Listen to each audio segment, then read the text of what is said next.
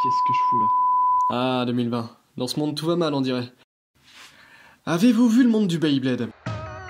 Des gens pensent que la saison 5 de Burst est la dernière saison de Burst sous l'argument que Beyblade c'est une putain de suite mathématique. J'ai encore cassé un lanceur. Confinement oblige, les bails mettent du temps à arriver et Portal Zero ne livre plus en 8 jours. D'autres gens espèrent que la saison 5 de Burst est la dernière car l'animé leur a déçu. Sauf que l'inspiration de Takara Tomy ne vient guère de la présence de Shu dans l'animé ou non. On perçoit toujours une haine envers les premières toupies de Burst chez certains. Alors je veux bien croire que 5 ans d'existence d'une baille ça représente littéralement 50% de ta vie quand t'as 10 ans, mais tout de même, 5 ans ça ne fait pas une vieille toupie. Puis même si on adhère à ça, à cette vision que c'est une vieille toupie, qu'est-ce que ça change? Alors oui, on perd du diamètre et du poids, mais ça change quoi, me voyez? Parce que quand on n'est pas capable de me dire ce qui se passe physiquement et techniquement quand on enlève quelques grammes à une toupie, et que c'est pour dire que les premières toupies elles sont pas bien... Bon, se distraire à citer que le négatif, c'est faire tout bonnement un biais de négativité. Ce que je viens de citer, j'ai aucune idée si c'est deux arbres qui cachent la forêt ou la pensée populaire. Mais qu'importe, il faut également savoir dire le positif. La WBO trouve le moyen de faire un maximum de tournois dans un maximum de pays. En France, c'est une véritable croisière qui se crée pour dire que toutes les bails se... Ouais, plutôt que tant que t'as pas essayé tous les styles de jeu avec une pièce, on évite de dire qu'elle est pas bien. De ce qu'on sait, une saison 6 de Burst est de mise. Mais là, je vous avoue que j'ai aucune idée de si c'est une bonne nouvelle ou non pour vous à ce stade, puis de toute manière, je m'en fous car moi je vois encore une dizaine de saisons de Burst et puis je vous emmerde. Hasbro montre les premières images des toupies Surge qui semblent ravir dans la globalité, même si on les a toujours pas en main, donc je ne vois pas comment nous pourrions... Bon, plus compliqué à écrire cette partie-là. Après, le tout n'est pas de dire le positif et le négatif en les listant ainsi, pour ça je peux vous mettre un document en description. Le tout c'est de trouver les solutions pour combattre toujours plus les points négatifs et les éliminer afin que le Beyblade ressemble toujours plus et toujours mieux à un Eldorado comparable au village de Schtroumpf. Donc là il me faudrait une idée miraculeuse pour remédier à tout ça. Car moi je fais quoi? Je fais une vidéo pour la commu Beyblade en expliquant pourquoi j'ai raison et vous avez tort? Déjà, outre le fait de me faire assaillir de gens qui me diraient que mon avis n'est pas vérité absolue sous le coup de discours sur l'objectivité et subjectivité, bordel, j'écris, enregistre, monte et mets en ligne mes vidéos tout seul, évidemment que c'est subjectif. Le véritable problème réside dans le fait que la commu Beyblade que j'ai pu croiser sur internet s'étend de 7 à 51 ans. Et je suis chef Louveteau-Jeannette. Les Louveteau-Jeannette c'est la tranche d'âge chez les Scouts de France des enfants entre 8 à 11 ans. Donc je sais parler à des très jeunes, essayer de leur expliquer ou prouver quelque chose. C'est juste que je ne peux certainement pas employer les mêmes mots qu'à une personne de 51 ans. Bon, quoi qu'il en soit, à trop en douter, on oublie de créer, donc je vais me lancer, je vais tester et j'arrête de me justifier. Faut bien se dire que par défaut, en France, oui parce que je parlais que de la France, parce que la façon de voir le Beyblade dans les autres pays... C'était pas ma guerre! Donc par défaut, les gens n'aiment pas le Beyblade. Et oui, c'est choquant quand on est dedans depuis des années et qu'on a relativement convaincu tout le monde dans son entourage que c'est une vraie passion dans laquelle on passe beaucoup de temps, mais on peut l'oublier. Les gens s'en foutent du Beyblade initialement. Alors je ne dis pas qu'ils sont spécialement haineux, quoique... Vous savez ce qu'on va faire? Nous allons établir les archétypes des profils des gens et leurs relations au Beyblade, que je vais m'amuser à mettre du pire au meilleur. Tout d'abord, ceux qui sont haineux envers Beyblade. Ceux-là, faut les chercher, mais alors quand on passe à côté... Ah, ça fait du bruit. Ça peut être quelqu'un qui est révolté qu'on laisse des gens jouer avec deux toupies qui se tapent dessus, parce que c'est profondément débile et que c'est des jouets pour enfants, et que même pour les enfants c'est strictement abrutissant. Dans les grandes lignes, hein. L'autre style de personnes que je mettrais dedans, je les ai croisés sur Twitter. Ce sont des gens qui sont ravis de parler de Jenga avec toi parce qu'il a la classe et que la nostalgie, blabla. Mais que l'animé est une putain de pub de 20 minutes x 51. C'est long 17 heures. Et que ceux qui achètent sont des pigeons de consommation et ça continue en sortant des arguments du JDG ou en revenant à la personne précédente qui trouvait ça abrutissant. À la différence près pour certains, ça doit être Twitter que eux t'insultent dans la foulée. Bref, la suite. Le type qui s'en fout de Beyblade. Ou celui qui a regardé Jenga ou Tyson il y a 10 ou 20 ans mais qui s'est jamais intéressé depuis. Ceci avec une pensée de Beyblade c'est pour les enfants, mais c'est une option. Une option très souvent acquise d'ailleurs. Ceux-là sont tes amis ou n'importe quelle connaissance qui a déjà entendu parler de Beyblade dans sa vie et voilà, c'est tout.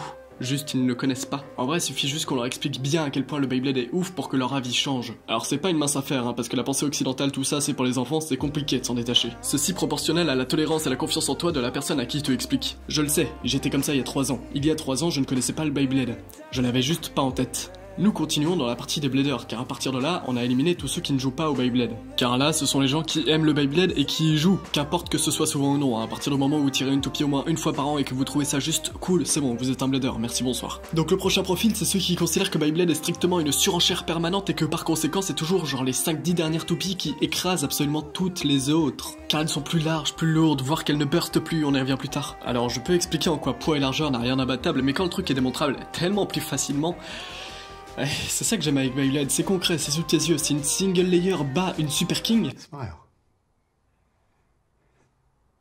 La suite se fait avec une mentalité pas très éloignée. Ce sont ceux qui considèrent qu'il y a des pièces vraiment tout binairement pas bien, nulles, faut pas les jouer, et des pièces qui sont bonnes, genre pour la compétition. Là c'est plus conséquent à mettre en tort, car la personne en question doit te donner une liste des pièces qu'elle considère bonnes, et des pièces qu'elle considère pas bonnes. Et toi t'es là, tu dois prouver qu'on peut battre ces pièces bonnes, et que ces pièces pas bonnes battent le reste comme toutes les autres. Et l'apogée de cette preuve, c'est quand tu parviens à battre ces pièces bonnes avec ces pièces pas bonnes. La belle affaire.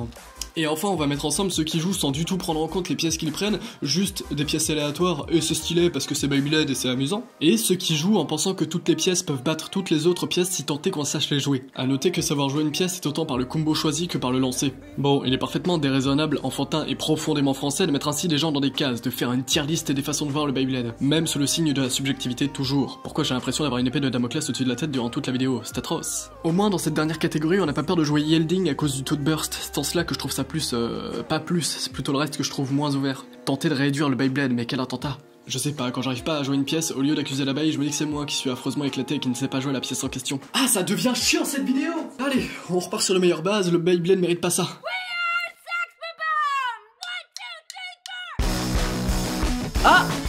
Attendez. Tard le soir, durant l'écriture de cette chronique, j'ai appris qu'Hasbro va sortir une nouvelle gamme de toupies qui consiste à refaire les toupies déjà sortis en Hypersphère ou Slingshot et de les refaire comme Takara. Genre les disques à gimmick, le métal et tout. Et cette nouvelle gamme de toupies se nomme les Pro Series. And I'm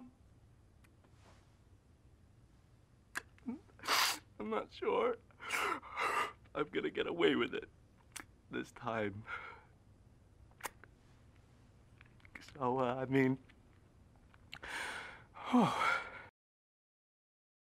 Bon, à quel moment ça a foiré tout ça? Mais alors très loin de moi l'envie de dire que l'époque de Metal Fight était un monde fantastique. Suffit de voir ceux qui t'en parlent aujourd'hui et qui n'ont pas touché à leur toupie depuis 10 ans, chacun a sa toupie qui est supérieure aux autres, ça va de Urfakula passant par Kerbex et Tempo jusqu'à Phantom Orion. Mais ceci est révélateur d'une chose. Les gens ont besoin d'une méta, d'une tier list, d'un classement, il leur faut connaître les meilleurs, donnez-nous les noms.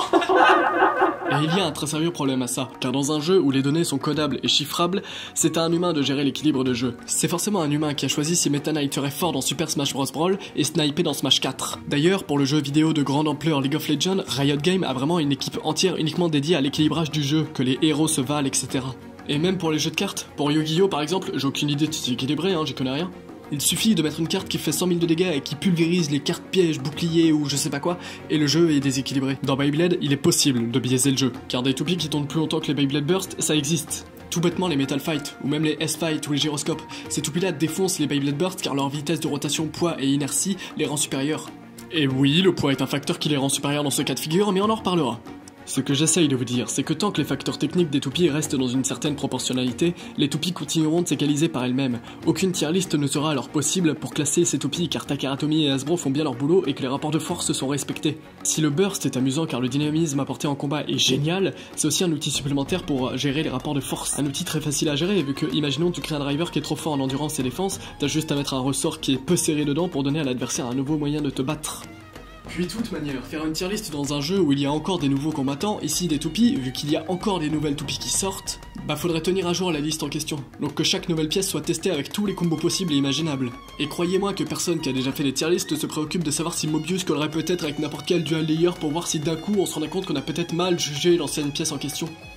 D'ailleurs je dis la pièce car évidemment il est hors de question de faire une tier list des Bey avec leur combo ou combo stock, parce que je rappelle les fondamentaux, mais si Beyblade n'est pas juste un jeu de toupies, c'est parce que tu peux changer les pièces. Ta toupie est customisable. Tu peux changer les caractéristiques de ta toupie, donc si tu trouves ta toupie en l'état pas ouf, tu changes une pièce et tu réessayes. Je veux dire, c'est ici que s'arrête la comparaison avec les jeux vidéo cités précédemment. Vous ne pouvez pas changer la force au bout de l'épée de Marthe dans Smash Brawl, même si on imaginait un système de contrepartie sur son agilité par exemple. Dans Beyblade, tu peux changer la force au bout de l'épée d'Excalibur.